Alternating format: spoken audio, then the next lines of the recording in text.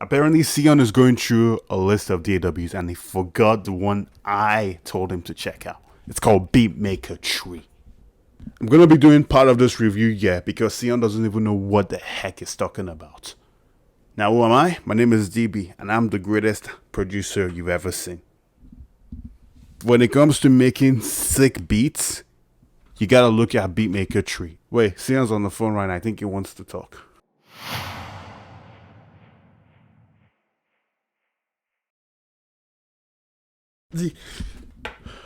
Okay, before I was so rudely interrupted, we're gonna be working on a song. I feel the best way to understand the application is to try and make a simple project on it. So a project or a song, it's called a session in Beatmaker Tree. In the session, you've got banks, and banks is where you have all the instruments and sound. This is where they're all arranged together.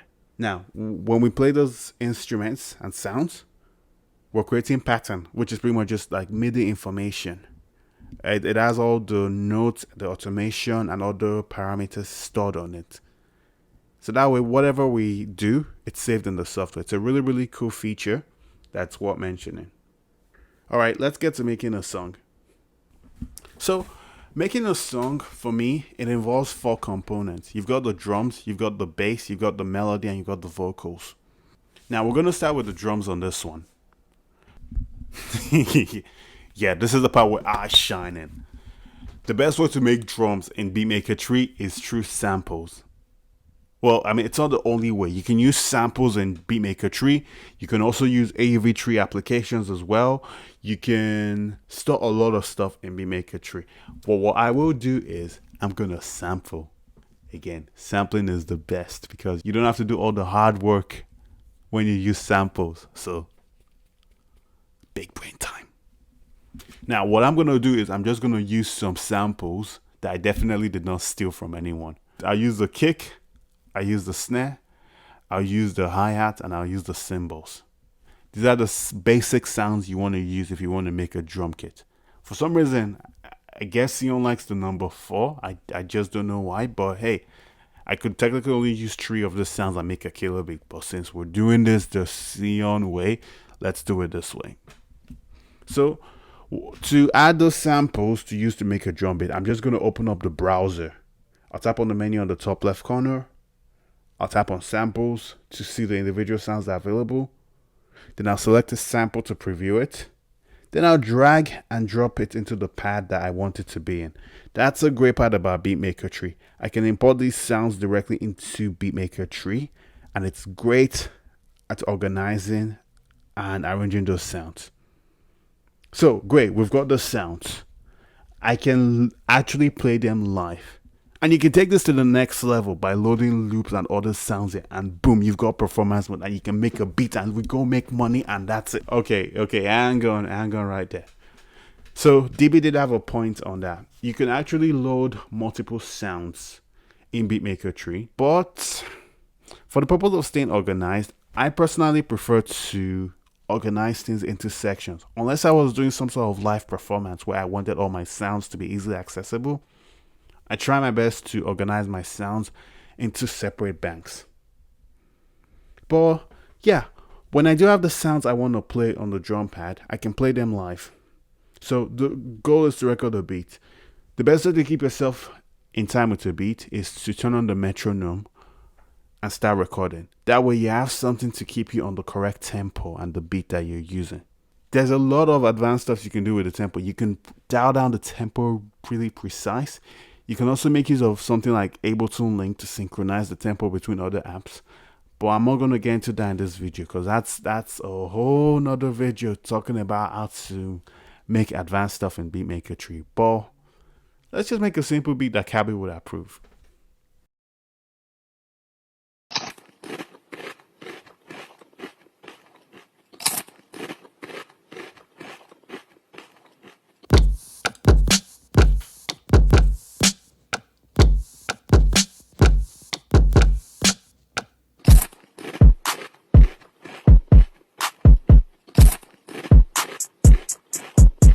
Yeah, so we've got a beat going here. I wonder if we can make it better.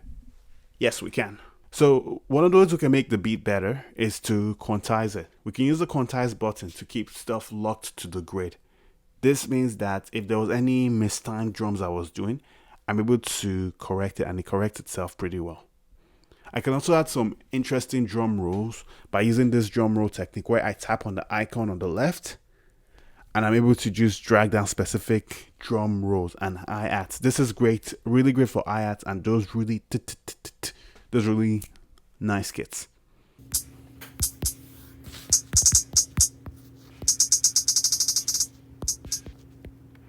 That's one thing I do like about Beatmaker Tree. It is really awesome at making customized drum beats that I can't easily do on other applications. So that I'll give it credit. So we're done with the drum kits for now. Let's move on to bass.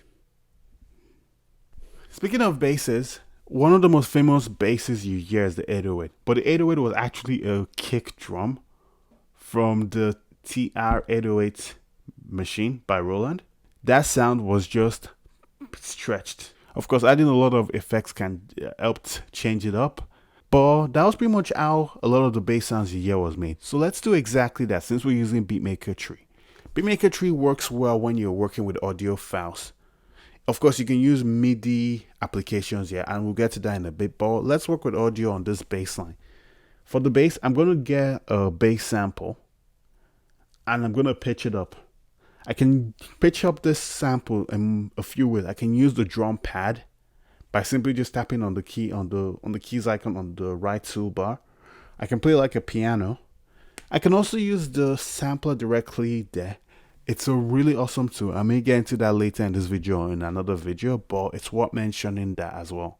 We can play the sound, but if you're not great at playing piano, or if you suck at playing piano really delicately like I do, you can use a feature called the scale mode. What the scale mode does is it can be done on the drum pad or on the piano, and it makes it so that whatever I'm playing will be in the right key or the key that I want.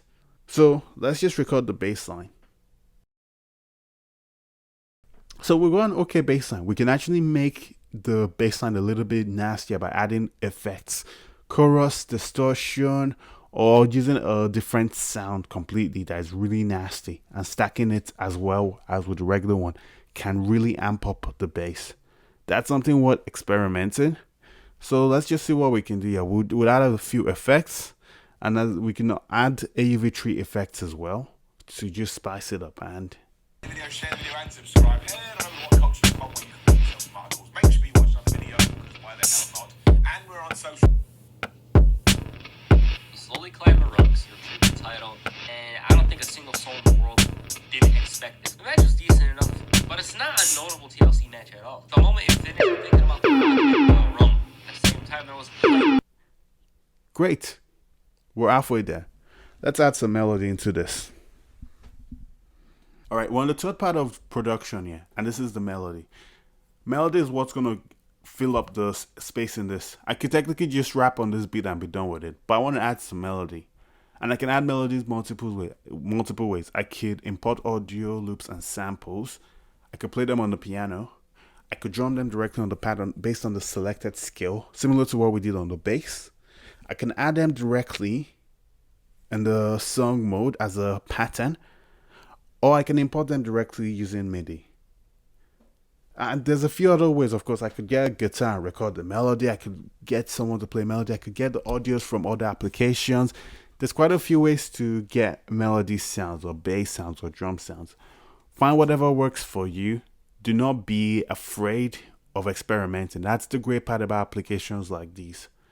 There isn't exactly a right or a wrong way to make it. Find whatever works for you. It's just great to have a understanding of what your DAW can do and expand on that feature.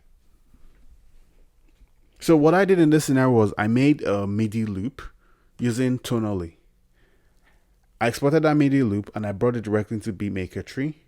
So once I did that, I should be able to play, right? Wrong. I have to select an instrument that will play the sounds of the MIDI.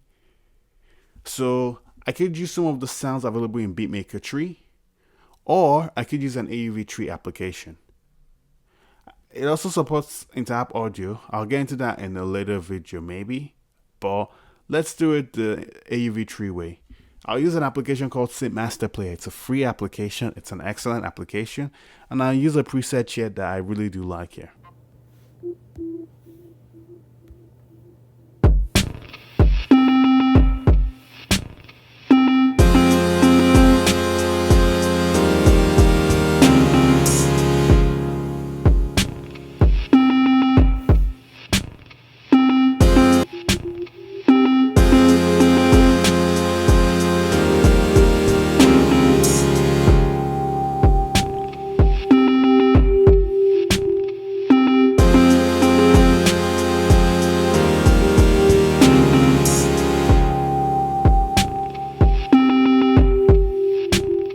By adding this plugin, that MIDI information we got from tonally, we were able to transform it into melody. We can change the sound, we can chop up the MIDI, we can edit the chords, we can change the preset. There's a lot of customizability you can do with MIDI. The only thing is MIDI takes a little bit more resources. Based on the plugin you're using, I know some plugins do add a lot of weight on Beatmaker tree, so keep that in mind. I'll say this again, save your project. Whatever you do, save your project.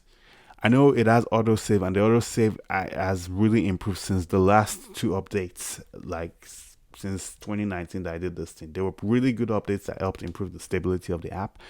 But I'll say, if you're making this in progress, just save a copy. It's better to have a lot than not have enough. Okay, before this becomes a long run, let's get to the last part, which is the vocals. Now, the vocals, in my opinion, they tell a story or a lack of a story. It helps bring the song to life. And yes, we can record vocals directly in Beatmaker tree by selecting an empty bank, going into the sampler portion of Beatmaker tree and recording. There's probably a few more ways to record it, like through the timeline. I just haven't experimented enough to look into it, but there are ways to get audio. You can of course also use another application like voice memos, GarageBand, or whatever application you like to use to record audio. Then bring the audio into Beatmaker tree and finish up the production there in Beatmaker tree, or you could export it.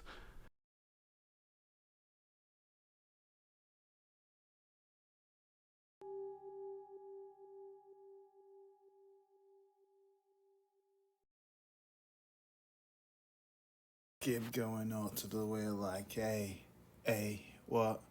Everything's going all the way to the way like this. Hey.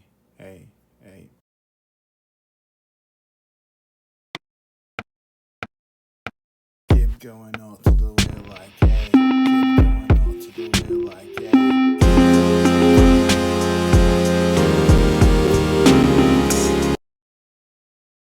We've got the audio track that we're working with. We want to enhance the audio. One of the great tools I use for enhancing audio is just adding a little bit of reverb and just a little bit of delay. I also like to use the Attack Softener plugin.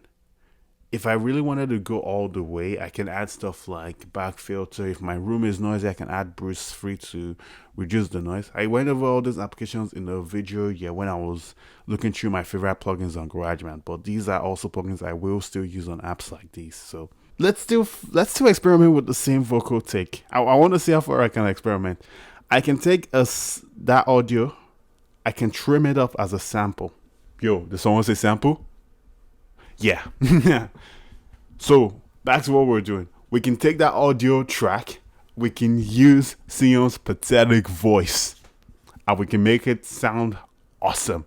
Adding effects, pitching it up, using the sampler, or just getting particular words. We can even dramatically change what is said. Yeah, the sampler is a powerful tool. And Beatmaker tree currently has the best sampler on iOS. It doesn't come with a synth because the sampler is the synth. Big brain time. Seriously, Beatmaker tree's sampler is insane. It's using the technology from Ableton, one of the best DAWs on the PC and Mac world, and it's bringing it available for you. What? Wait.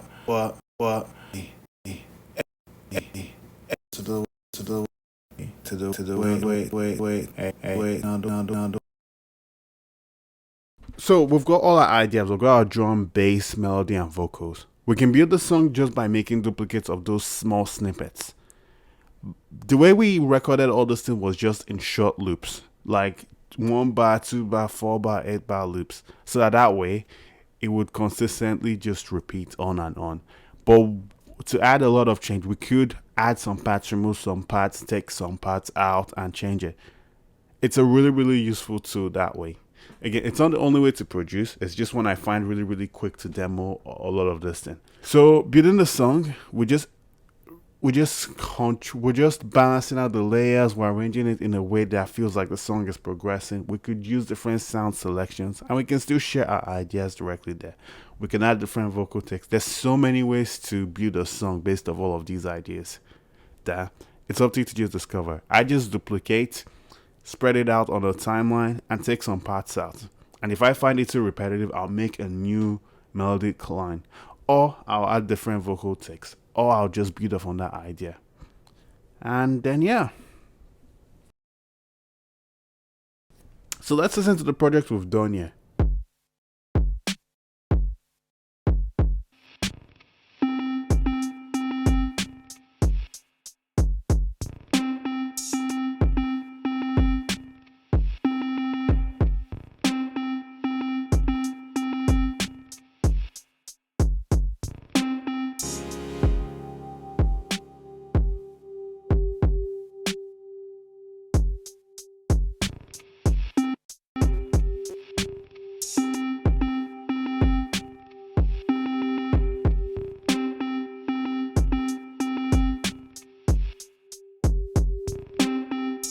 Let's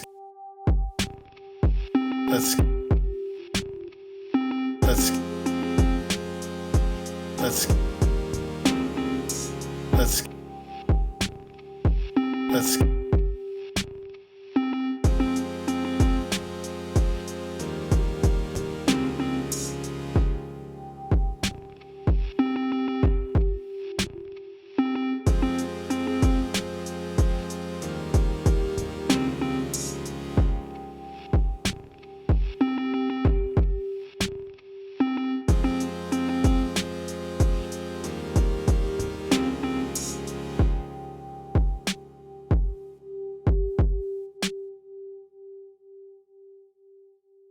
All right, great. So we've got the project. I feel a question is coming up right now.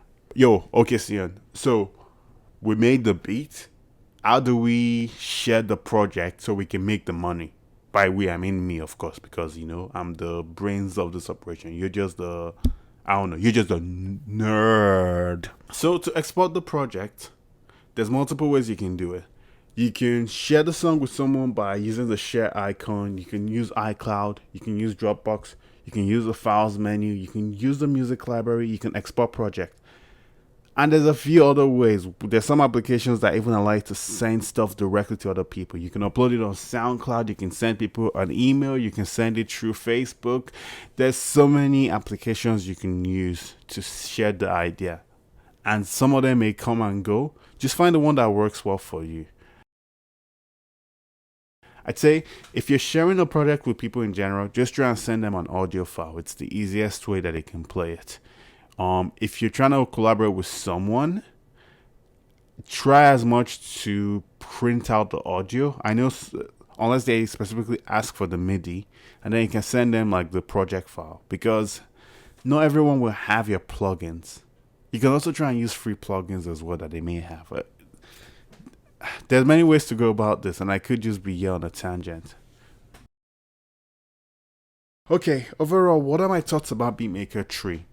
As an introduction, I like the application. And I know recently I did a video where I compared Koala with Beatmaker, where I said Koala was a clear winner. I still stand by what I said. I still like Koala a little bit more, just mainly because of the fact I can use it on my iPhone and my iPad and its share portability. Beatmaker 3 does have a lot of awesome features. That sampler is insane. That it keeps making me want to go back to it.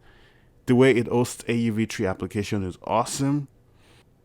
It combines a lot of things that are familiar and also not familiar.